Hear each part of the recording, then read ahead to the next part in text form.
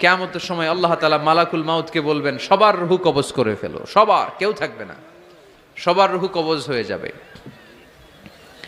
আল্লাহ মালাকুল মাউতকে বলবেন, মালাকুল মাউত কি অবস্থা? বলবে সব শেষ।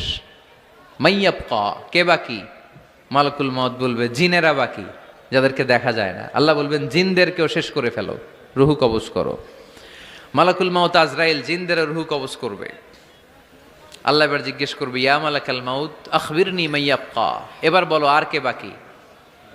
মালাকুল মাউত বলবে, আল্লাহ মানুষগুলো সব শেষ, জিনগুলাও শেষ, এবার বাকি ইবলিশ শয়তান। কে বাকি? ইবলিশরেও শেষ করো, ইবলিশও শেষ।